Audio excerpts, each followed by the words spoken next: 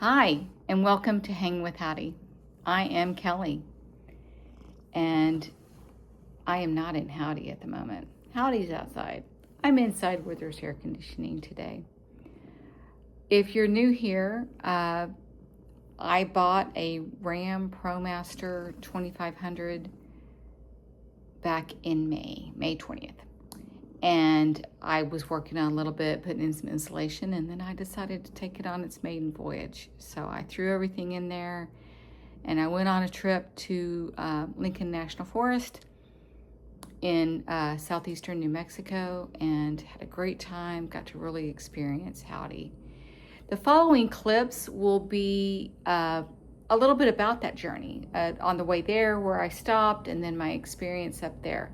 Not a lot of technical van, how to build, how to function within a van. That is really more about my experience on the mountain and where the event I went to. So in this section, what I think I would like to do is for that side of it, for more the van-centric situation, I would like to share with you some of the lessons I learned on this trip. Since I hadn't really built it out before I decided to go on this trip, I kind of threw in everything that I had convenience to me without spending much money and made it make do, right? And the experience just really taught me what works, what doesn't work, decisions I made that were great, decisions that were not so great. So again, I consider it a success. I had a great time. I learned a lot. And so let me walk through that. Maybe this will help anybody that's going through it. So first is I want to talk about, I have a list. I had to make a list. I don't remember things. The driver's seat. Oh, good grief. The driver's seat sucks. It's bad. You know, I kind of felt like, okay, I'd have to kind of move myself around to get it right, to just position myself just right. But then once you're driving it for 6-hour stretches, I was miserable at the end of both ends of it. My biggest problem is I'm only 5'3". My legs only go so far. You can't change that. So I moved the seat up as far as I could without actually jamming my knees into the lower dashboard. And I can touch the gas pedal. Obviously, I made it there and back. But it's just such a stress on all the muscles of my right leg and my knee and everything, and even up to the hip and the lower back. So I had to constantly squirm and move around. Kind of same with the left. You know, the left leg just kind of sort of dangles there if I don't do anything. And so the nearest place I have somewhere to put, it's a little bit of a stretch, just a tiny bit. So I could probably add some sort of padding to it, figure it out. But I'm afraid that's going to maybe lift me higher, because there is a problem with the actual seat itself. I kind of feel this bar right across my sit bones. And again, I had to squirm and move around a lot. On the voyage back, I did end up stopping quite a bit just to get out and stretch my legs and not drive myself crazy. And that was good for me anyway. But I made it. Everything's fine. But definitely that has to be resolved before any other long voyage. I probably could be a couple hours is fine if I just had that tiny bites of time. It's on my list of things to consider is if I want to put a swivel seat in anyway. And so I'm thinking, well, if I put a swivel on the seat, maybe I'll just replace the seat at the time. And you know, hopefully it's not going to cost a fortune. We'll have to see. But anyway, problem to resolve. I don't know exactly how that's going to happen. There is a problem with the driver's door. It closes, don't get me wrong, but there seems to be a tiny gap across the top. Like it doesn't quite, maybe it's bent a little, I don't know. But it's my problem to deal with. It's tolerable. It's not anything I can't live with. It doesn't leak water or anything like that. But I think I'll have someone just look at it, give me an opinion to see what's going on there, see if we can resolve it.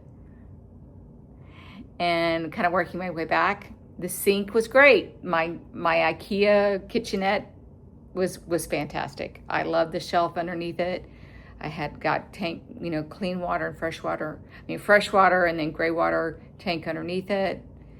My little pump worked great. I loved having the space. I love having little hooks and little gadgets to put things in. It's still not organized or long term, but it was great. And my little fridge kind of fit underneath the space there. So that was yay. I liked that. I liked that a lot. I liked having it. It made it feel like home, to be honest with you. And then going backwards, let's talk about the bed. Absolutely, I am not a twin bed person, and I don't even think this particular bed is not even as wide as a twin bed. It is a cot, and it was a little bit too soft for me. A lot of people would probably find it fine. I love a nice firm bed because I do tend to flip and fluke and squirm around a little bit when I'm sleeping, and that just makes it harder to do, and I had to fight with it. And then because the bed wasn't permanently attached anywhere, it did have a little bit of wiggle. Not much considering, but I remember I put it against the wall. I tied it to the wall with rope and did the best I could, and it only was so good, right? I didn't get great sleep.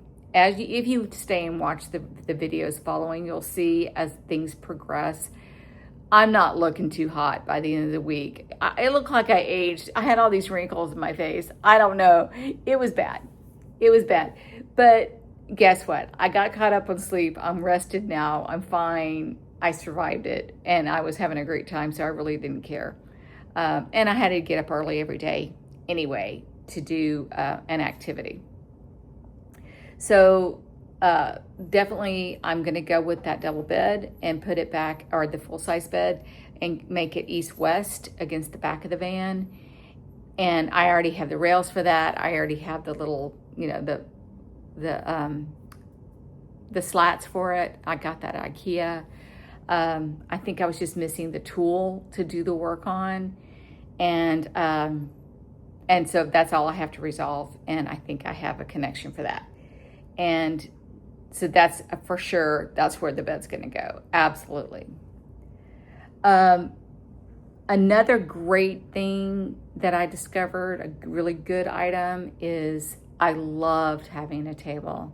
Now, I don't think my final build will be able to fit the table I put in it this time, but the fact that there's a table there on the ground, it was just so nice to have. I have a feeling I might end up doing my driver's seat reversing and then maybe putting a little bench seat on the other side of it and having a table, a small narrow table there. It doesn't have to be super wide or super long, but something nice there that I can actually sit.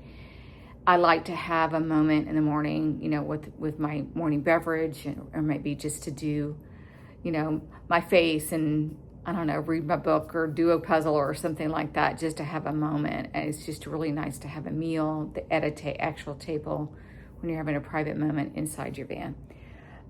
So that's definitely a for sure. I want to have a table. I would really enjoyed that. Another great thing I had was that shelving unit. At the last video before I left, I don't know if it's in this video coming up, but basically I ended up putting some shelving that I had in my closet, just you would put in a garage. They're gray and they build and everything. That was a great choice because it went up high, and then I had all this room to put bins and bins and bins, and lots of bins. And within each bin, I had different things, and that worked out really well. And when I was driving, I just had the bungee all the way down. So that was really good. I have to give myself some props on my organization skills. Other than a couple of tiny mishaps of not knowing where something was, everything did sort out really well. It all ended up where it was, and I was able to go straight to things and not spending any time looking for things, especially once I got camped where I was. Once I got to where I needed to camp on Monday, and I didn't leave again until Sunday. So great experience, just getting to know it as a day-to-day usage. And I have to face my lack of understanding about power. That is a big, big challenge for me. I don't know why I'm struggling with understanding the power inside a van. There's tons of resources, but I have a block up for some reason. I'm really good with electronics. I'm really good with systems. I'm really good with math. You would think, hey, you've got that kind of brain. No, for some reason I'm struggling. Again, I did meet somebody at this event that says he has knowledge and he'd be happy to walk me through it. I've got that. And I also have a lot of resources on YouTube. I just need to find the right person to kind of speak my language, and like Van Power 101 or Van Power for Dummies. That would be great. Maybe I should see if there's something on YouTube for that. I just ran out of power too quickly, and there was sun, but it wasn't pulling enough sun. It wasn't pulling enough wattage. My 200 watt solar panel was only pulling about 150 at most, at best. And that was in Balmoral, where it's just direct sun. And so the solar panels themselves aren't pulling what I think they should pull. And then once on the mountain, it was maybe, if it was direct sun, maybe I was getting 100. And then the clouds would move in and go out, and move in and go out. And then I wasn't hanging out at the van all day long watching the sun go by. I was doing things. And so I wasn't concerned about what my power was doing, unless it was raining, and then I came out and took care of that. So, problems to be solved. I still want to go solar, absolutely, but I also think I need to do the alternative methods well, which I can't get into because I don't quite know what I'm saying, but I do know. Yeah. So, okay, there we have that. Extra gear that I decided I have to have. I just have to. I have to have it. Is a tent to go right outside my van door. So when I open it, it's not necessarily like a full sleeping tent, but a tall canopy with walls. Maybe just a shell. I really envied the people who had up those little pop-up tents right outside there. There was this one lady camping near me, and everybody tended to gather at her camp because she had her kitchen out there, and she had tea always going, or hot water brewing, and snacks, and she had the little extra chairs out there, and I tended to hang out there in the downtimes between. I would go hang out with her. So she definitely became a friend because I spent some time hanging out there. I had my morning tea at her house, at her camp. So that is really what I wanted to share about the van that is immediate items. I don't know my timeline. I need to recover a little bit of money. From what I spent on the trip, and just get a couple paychecks. I would like to just kind of take a break from it for just a moment, get it cleaned back up again. I made a mess of it during the trip. Lots of mud. There was mud, and there was plenty of rain. If anybody saw a previous video when I talked about, I think there's going to be rain because I had all this rain gear. Well, guess what? I got to use almost all my rain gear. So we are good there. And also I do have a trip to see family this coming week. So I know I'm getting on a plane and going and doing something else. But I will give you some more updates as I go, explain to you what decisions I've made and why, and kind of what's next, if you're interested. All right, moving on. I'm wasting a lot of time there. I'm going to jump real quick to the very end of my trip because I didn't cover that in the following series of videos. I took the following series of videos as I went and kind of in the moment, real emotions. And so it's more about the event that I did and my personal experiences. And so if you're into that, please stay, enjoy. I made those little clips to share my moments with you about that. But I didn't make a clip since I came home, and I wanted to tell you about a little event that happened after I left it. So you come down this mountain. It's 4 miles up this rocky road, and it's 9,000 feet. It's great. It was wonderful. Anyway, I was coming down, and it had rained several times, and so there was mud. There was mud on the road, and it was rocky, and you're rocking around, and it's kind of a 1-lane road as well, and you just kind of have to move around and get around the puddles and the rocks and things like that. And well, I came up to this one section and I was just like, oh, do I go left? Do I go right? I could not go straight because there was just a big, big puddle and I had no idea how deep that was. I was not about to just go into it, right? And I chose badly. And I ended up stuck in the mud. Just, I'm done. I'm stuck. I did what I knew how to do, which is very little. And it was like, okay, it's not happening. I'm making it worse. So I calmed myself down, and not that I panicked or anything like that. It's just like, oh, dang it. I'm in a pickle, just in a pickle.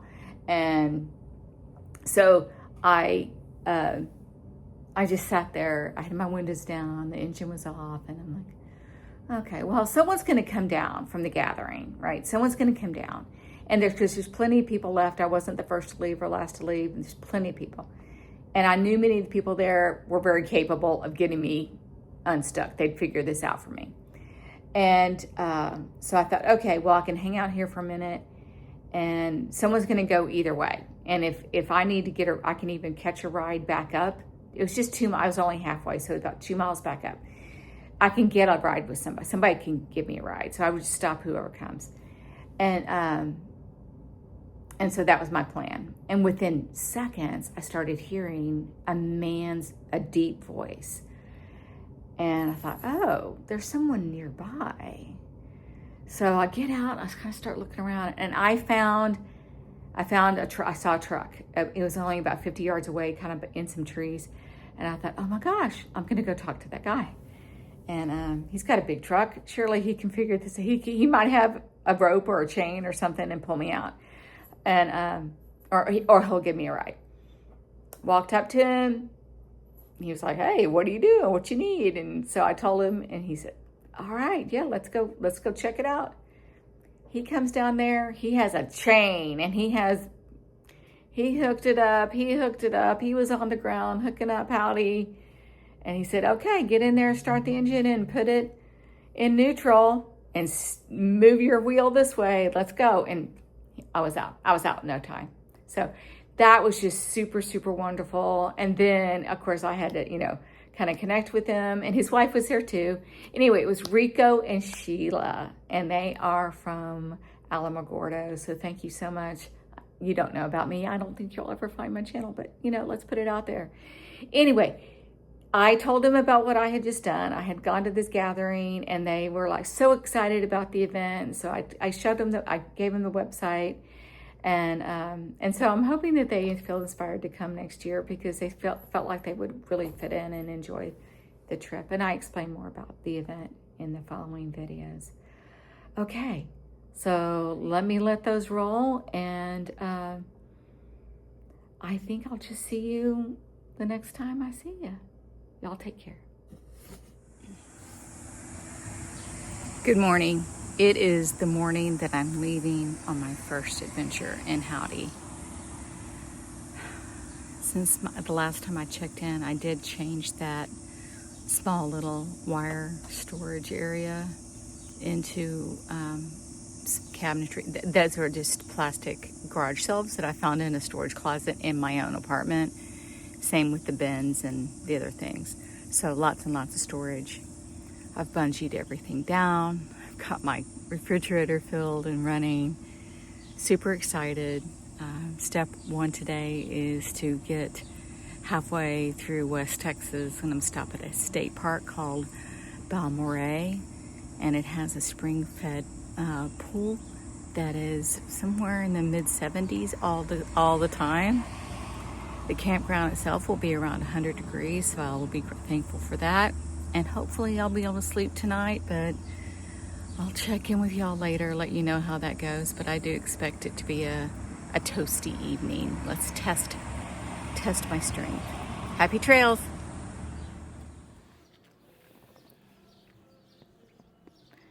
I made it to Balmorhea. It is about 8:30 at night, late day. It's kind of as I expected. It's super hot. Getting better now. When I got here, though, I probably got here about 4:30, and it was 105 degrees, and there's a lot of people here, but this, because the springs are here, right? That's what makes this kind of inviting, because the springs are just so wonderful. But anyway, so no matter what I do, the sun is beating on the van, and so that's why I'm not in the van. Anyway, when I got here, I think what was comical is that everything's kind of as expected, right? I was like, okay, it's gonna be hot. Put on your bathing suit, just go hang out at the pool, which was kind of my plan. But I also wanted to get the Blue Eddy hooked up to some shore power, because it was only like at 60%, and I wanted it fully charged for night, and I couldn't find my cord, and so I basically tore apart all my great organization. It's a disaster inside there, but also I'm in there for a little while, then I get out because it's so hot, and it was just, it was funny. So all the planning, it just all falls apart. However, all is good. The sun is starting, it's getting super, super low. I am hiding on the side of the van that's in the shade, and the temperature is coming down, and there's a very, very nice breeze. So I'm kind of hoping that we have something, nice for me to sleep in. I do have screens for my windows, and I also have screens for the sliding door and the back door. And given that it's such a small, quiet state park, I might leave a door open. I don't know. I'll have to kind of make that decision in the moment. We'll see how good the front doors, the front windows do. I also have tons of fans, and I'm going to show you my fan setup. I have something very special, and I'll have to wait until bedtime for that. But I do want to tell you also about the pool. It's spring fed, so it's just natural, and there's algae on the steps and stuff. But so I got there, and by the time I got there, I was super, super overheated. I had even gone into the ladies' room and took in my bathing suit, and actually what I have on is my bathing suit, because it's the kind of fabric that you can go swimming in, and it's UV protection and all that. So it's basically shorts and a t-shirt, but it's the UV protection. Anyway, I went in there and I just took a shower. I let the shower just run on me and just be cold, and then I walked up to the pool, and then by the time I got to the pool, I was, of course, dry and hot again. So I was so anxious to get in the pool and get my core temperature down so I just step in. Of course, it's freezing cold, but there's also all these kids and people, because we're on the steps right there, and I guess people are hanging out on the steps. So I get in there, and I thought I need to get away from these people because it was so crowded right there. But the pool is huge, right? So I start paddling off kind of into the middle. And by the way, it's like 25 feet deep there. And they have a shallow end, but for the most part, it's super, super deep. So I kind of, paddle my way out. And then I get there, and I realize, oh, the last time I was here and hung out here all this time, it's because someone had loaned me a pool noodle, and I just hung out on a pool noodle and just did that. And I went, all the planning. I did not bring my pool noodle.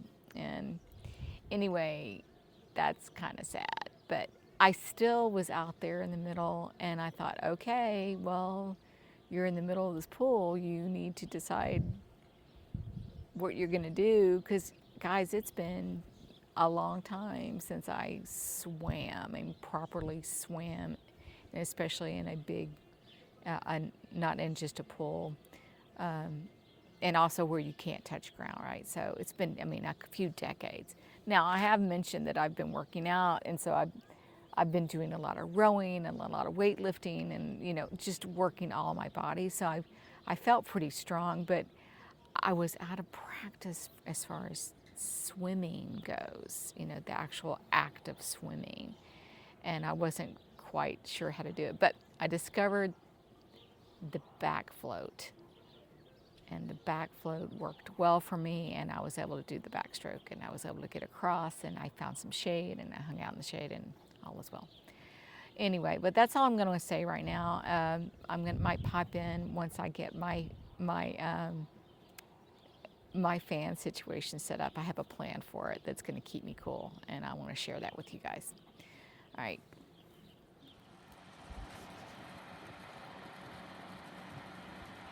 As promised, this is my homemade swamp cooler.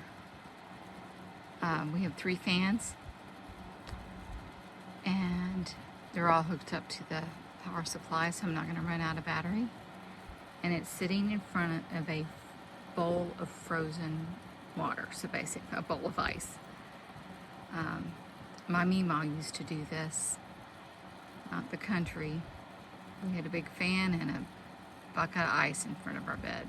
So this is Belmore State Park, and this is the pool that I was telling y'all about maybe before. Water is super cool. It's wide there in the middle. Lots of little diving boards around. Super deep. Over here is like 25 feet deep. I think there's a shallow end as well, but I swam around in it. It was fun. It's Monday evening, and I am on top of a mountain in Cloudcroft, New Mexico. We're outside Cloudcroft.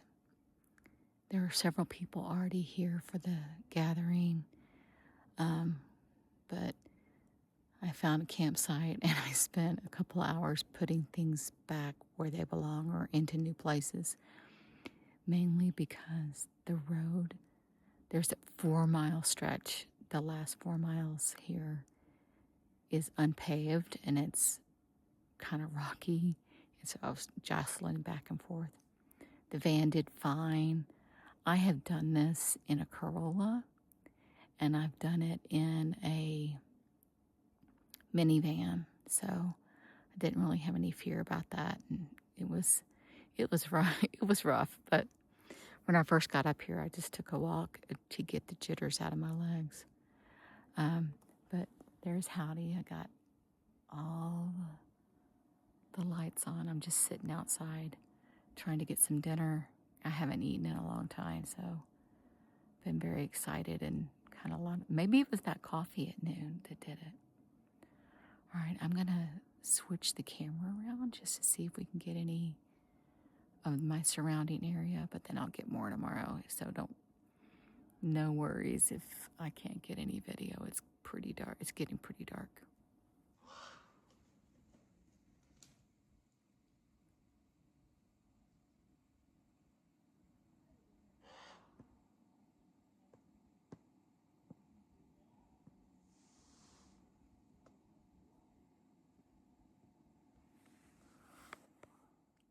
Good evening, everybody.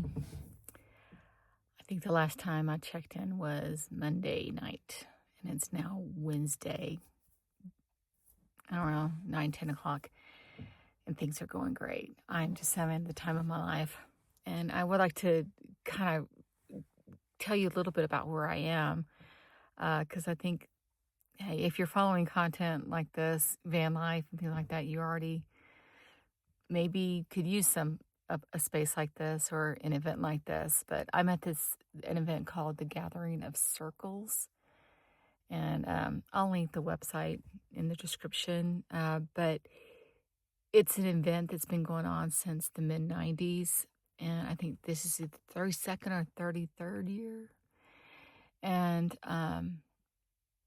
the people who started it, many have passed on because they were already, kind of pushing senior citizen days when they started it. But there's a handful of people who were there at the beginning and are still here and still coming, and they've been coming every year. And then I got introduced to the group in 98 or 99. I'm not exactly sure which year it was, but one of the people that I drove up here with the first time is still coming all the time, and I was able to reconnect with him, and it was just such a good thing. But I came here from 99 until around 2004. At least I have a t-shirt that still says 2004, so I know I was there then. And then life happens, you end up going in a different direction, and it's a big commitment to come here. It's a big effort. It's a big lift. It's primitive camping, and it's up a mountain, and it's in New Mexico. It's a long drive. So there are many years that I didn't come. And then in 2019, when I was living up in Pennsylvania, it occurred to me, hey, I want to do the Gathering of Circles again. And so I drove from Pennsylvania in my Corolla down here, came to the mountain, had a great time, and just really felt it was a very emotional moment for me, mainly because I think what happened is when I came up here, I saw people that I knew back then, right? That from years ago, and it also kind of reminded me of who I was back those days. And I think that makes me it made me very sentimental. And I was in a great place when I first started coming here, and life did life things, and the goods and the bads and everything. And I kind of, over the years, you lose touch with who you are. And I think at the stage of life I'm in now, I'm trying to rediscover. And part of that trigger is to kind of go back to the last place I knew where everything was working. And so when I was here in 2019, I hadn't quite made the journey, and I just knew I missed that me. And that started in the next few years of change. I moved back to Texas, and then I decided to come up here again, and I'm feeling much stronger and much more even keeled, and not quite as emotional, but still very delighted to see the old faces. And then there's a bunch of new faces, new people coming, and they've also, it's the same traditions here, the same things going on, but it's a whole new generation of people doing it. And there's a nonprofit, no one's making any money, anything like that, but they have there's a big fire circle where they have this big awning, and there's also these there's also sweat lodges, and then there's little tents set up for like the welcome center and a first aid room and things like that. So over the years, they've kind of added this infrastructure, and all of it's with donations. Each year, things got better and better. And then last year, everything that gets torn down gets put into this trailer, right? And then the trailer got parked in this supposedly, this known safe space. And sadly, this past year, someone broke into the property, and they stole the trailer with all the belongings that belonged to Gathering of Circles. And so between the time of the theft and now, a lot of donations, I guess, poured in, and they were able to buy a bunch of new infrastructure. I guess I'm bringing this up because it was just really heartfelt to see that the community stood up and contributed again, and people who had been part of this community over the 30 years sent in money. And except for me, I didn't do it, but I'll make a contribution this time, see if it'll go into the pot for the future. But it was just really heartfelt. And a little bit more about the event is it is a sober event. Now, I don't know that all the people are sober all the time, but at this event, it's sober. And that means no alcohol, no marijuana, no drugs at all. And then, so it's a purely sober event. And that makes it very family friendly. So there's little kids here, and there's super old people here. And it doesn't matter what your demographic is. I'm talking any religion, any gender, any sexuality, any color, anything. You're not discriminated against in any way. Every single person is welcome, and so it's very comforting. And one of the things that's really great about this place is that everything is the theory is just lead with love, just lead with love. And I don't mean in a flower child hippie groovy kind of way, although that would be cool too for me. But in this situation, we're all walking different paths, and if you just lead with love and kindness, then everything will work out. Now, the people who started it did have an interest and knowledge in Native American spirituality. So there is a lot of Native American ceremonial procedures that we go through. There's an opening ceremony, there's a pipe ceremony, the sweat lodges. A lot of the participants do have Native American heritage, and they bring that knowledge to us. But there's also people with heritage from completely different parts of the world, and they come in and they express that. And something that was said tonight is that, if you're sharing something, if you're sharing a prayer, say it in your language, say it in the words that you want, and whatever is yours. And it's completely accepted. And I think really another rule would be you don't be dissing anybody else's belief system, right? And so I come in here with a fairly neutral attitude. I'm not necessarily into Native American spirituality, But I love the ceremony of it. I love how beautiful it is and how predictable it is. And to me, it just gives me comfort to see it. And also to see the people who participate in it, the reverence that they give it.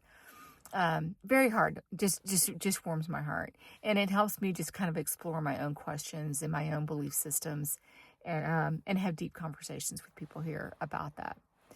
After they had the opening ceremony tonight, and then tomorrow is just kind of a series of events. If you want to get up at the crack of dawn or before the crack of dawn, there is a group of people that go watch the sunrise. And then right after that, there's a meditation. And the sunrise itself is, I think there's a ceremony about that. I led by someone who's completely, something different. And then there's workshops. There's a break, and then there's workshops of different kinds. And the workshops vary from year to year. Sometimes they're lighthearted, sometimes it's more serious. Just depends on who volunteers to do those workshops.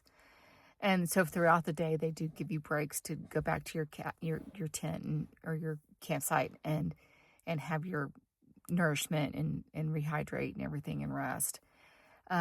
There's no rules either on what you participate in. I could have come up here and parked the van and never joined anything and just sat outside my van and just enjoy the space. Sometimes people bring their spouses and their spouses aren't into it, and they just stay at camp all the time and just support their spouse doing that. You can come and go as you please, do whatever you want, participate in this, not in this, come and go. There's no set expectation there.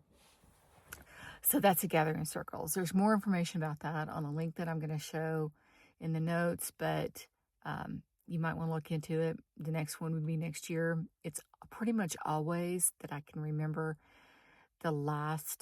starting with the last Wednesday of July through Sunday morning, the following Sunday morning. And you basically get to Cloudcroft, and then you go up a road, and then you take another road, and then you end up on a non-paved road, and it's very, very rocky. But I have made it up in a Corolla and in a caravan and now in Howdy. And I see all kinds of cars. You just got to take care, and because it takes a long time to go that last 4 miles, like at least, 30, 40 minutes to go that last bit. So you have to have a lot of patience. And you always want to come prepared for what you're going to need for the next number of days. I like coming up a day early or 2 days early. So this time I got here midday Monday. And so I had Monday evening to reset the van. As I mentioned earlier, I think if I insert that clip, everything was a disarray, but I was able to get everything right and get ready to go. And then I was able to kind of flit around and talk to some people who were already here.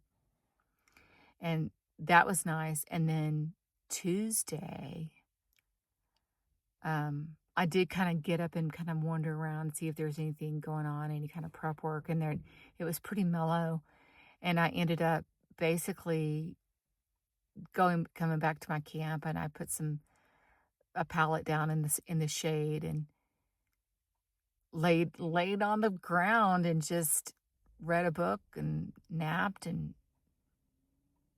watched the sky and, just kind of did my own thing for the full day. I didn't really spend a lot of emotional energy, but I did nap a lot. And something you have to keep in mind is this is at 9,200 feet elevation. I think Cloudcroft is in the 8,000s, and this is right over the 9,000 mark. So coming from a lower elevation, there is going to be an adjustment to elevation. And that means your breathing might be a little bit labored, a little bit more lightheaded. Different people have different symptoms.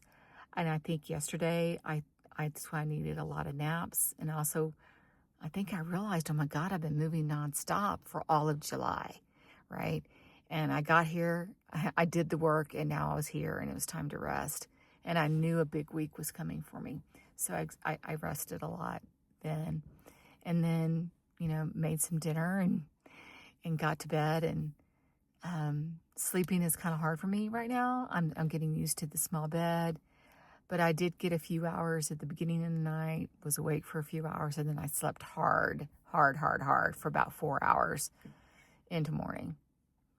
And then this morning I got up and I've already kind of established a morning routine, very similar to the one I have at home. And I'm really glad that I have all that to keep up with it. And then, and I knew that today was going to be more of a prep day and to help build the sweat lodges and help erect the big tent that goes over the central fire. And so I really wanted to participate in that. And so around 10 o'clock, I started hearing the drumming, and that's kind of the call to the circle. And so I went there, and I will try to get some video of what I'm talking about, if I can get, because I'm getting up early in the morning for the sunrise thing, and I'm thinking I'll take my phone so I can take a video without all the people and, before we start messing it all up. But anyway, I was able to go and do that, and it was real sunny, and I had to take some breaks into the shade because I was getting kind of woozy, a little bit dizzy, to be honest with you. But I made it. I just took care and listened to my body and worked when I could work and then rested when I needed to rest. But I was able to participate very much so in the erection of the huge tent, the huge tarp.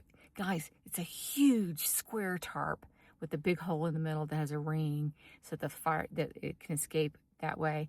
But then on each, there's about 12 poles that hold up this tarp. And it's just genius. The guy who designed it's like, oh my gosh, he's so smart. He did to figure out how to do it and how to get it erected. But each of those poles needed someone to hold it on the outside as we erected it. And then in the middle, the ring in the middle has 4 poles. So it takes 16 people working together at one time, and then a bunch of people running around putting stakes in. So it takes over 20 people to erect this thing. Very, very, very privileged to have been part of raising that. I cannot tell you how much it meant to me to be here to do that. And you wouldn't get that if you weren't here, at least a day before, because we did it this morning. And then as soon as we finished that, we moved on to putting up a couple of pop-up tents, like for the first aid tent. I participated in that. That was super easy, and there's like 4 of us doing it. And then we moved over to the sweat lodge. But at this point, I got to tell you, I was not feeling great at that point. So there's a women's sweat lodge and there's a men's sweat lodge, and they're exactly the same. They're just in different spots. And again, it's a Native American thing, so there's a lot of rules about directions and everything. But so I kind of sat in the shade and I observed them do it. And it was so heartwarming. First of all, everything they were using is brand new. Back in the 90s, when we built sweat lodges, we were using leftover tent poles, sticks, anything we could do to get the frame built. And then it was blankets and tarps to seal everything in. And so now with the theft, everything got replaced, and they replaced it with PVC pipes with joints and stuff like that. So it was much easier to erect, I gotta tell you, than it was in the old days. But I was able, so the women's sweat lodge, I didn't do it. Now, something I have to share here, some kind of a moment I had is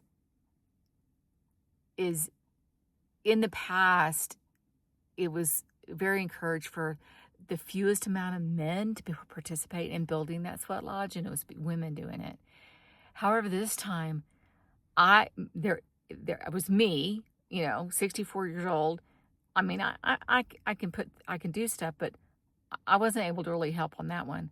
There's another young woman, super fit. She was a huge, huge pile of muscles, but there was no other women. There was one woman that kind of helped direct the situation, but then the rest were men, and the whole sweat lodge was being built by men. And so it was a lot about male energy.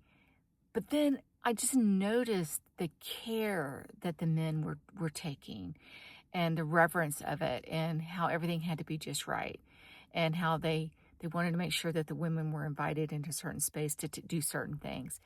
And it was very, very sacred, and I was really, really appreciative of that. And then, so by the time they moved, then there was like an hour break, and then they built the men's sweat lodge, and I made sure to go sit in the shade, get some food, get some water, and just really, really rest. And I was very stable again.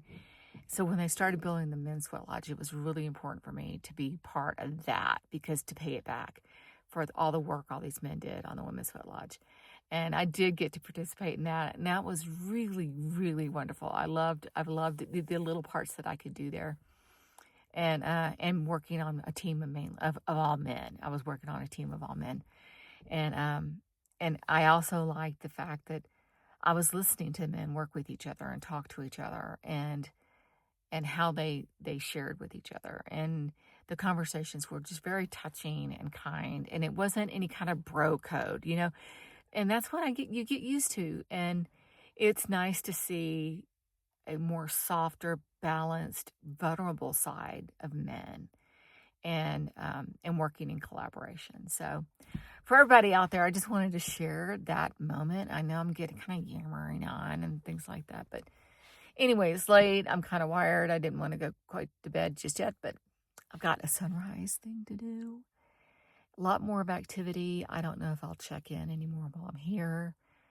Okay, stay tuned for maybe a summary of my days, or I might check in every night. Good morning. It is 4:30 on Sunday, and it's been a great week, just a glorious week. Everything was better than I had hoped for. Lots of love, lots of sharing, lots of conversations. We had a lot of great activities. I'm up this early kind of for two reasons. Number one is the day I leave, and so I have some prep work I need to get the van ready. Things are pretty scattered about, and I need to get them restowed. Another is the weather was great Tuesday and Wednesday. I mean, just so beautiful. And then we got a huge rainstorm Thursday, just in the afternoon. Not a big deal. We just we just all hid wherever we were, and lots of lightning, lots of thunder. It's kind of spectacular, to be honest with you. And things cooled down a little bit, right? So things got a little cooler. And then Friday, it rained again. I may have my days off. But anyway, yesterday, Saturday, it started raining, and it rained for a few hours, and it rained hard, hard, hard, hard. And I was out in it. I was not in the van. I was in different places, and I never really got super wet or anything like that, but the temperatures did drop into the 50s. Now, not super cold, right? But it's when it's wet and everything's a little bit moist, then it starts feeling a little colder. And last night, my bed is problematic. I'm not digging it, but that's okay. It was a temporary solution anyway, so I'm not going to get into that. But I wasn't sleeping well to begin with, and then I had to put on extra covers last night, and because I don't have a great power solution. That's another story. I didn't have enough power to do a heater that runs by electricity, and I didn't have a butane heater. I was just going to rely on, blankets. Stayed plenty warm, but the weight of them, I could not sleep because of the weight of the blankets. And that it was basically a sleeping bag, or I don't know. I finally at 4, I went, I gotta get up. I can't suffer in here anymore, because it was actually hurting my legs, the weight of the blankets. And sorry, I don't have my tripod out. I just decided to do this real quick because I didn't want to drag more stuff out. I'm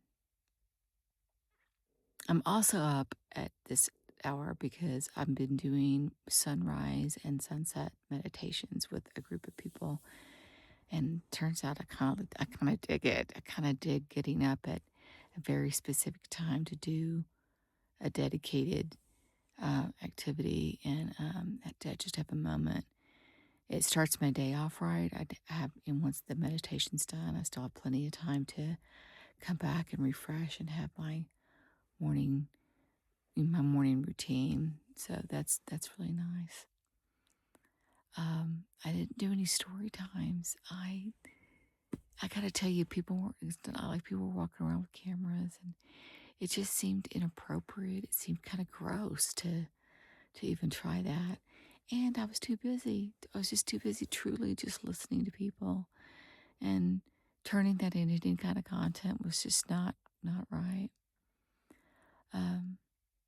So the plan for today is, I think we meet up about 8:30 to have our closing activities, and that does take a while because we have a kind of a gift exchange situation. And but then I'm hoping to be ass in van by about noon, and I'm not going to try to camp on my way home. I'll just drive as far as I can go, maybe 6 hours, something like that. Let's just see how it goes, and then find a motel somewhere. I just don't think I could go in the heat again like I did on the way here. But I do want to tell you, I've been wearing the same clothes for a few days, mainly because uh, the undershirt I have on is so warm and cozy. I just can't take it off. And then I have this Baja jacket, their Baja hoodie that's just too comfy. And I've become kind of attached to this little hoodie. Um, it's been a source of comfort. So yeah, this trip has been a lot about just being patient and observing, and listening. And it was the perfect trip to tell me what needs to happen with my van to keep it going.